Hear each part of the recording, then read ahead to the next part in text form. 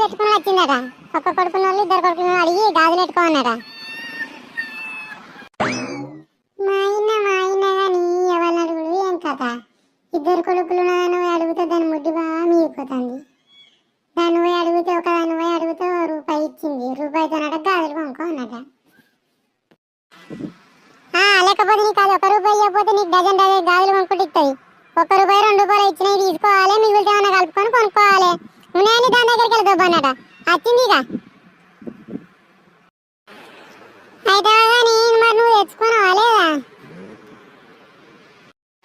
తెచ్చుకున్నా పెట్టుకున్నా గివర దాకానా?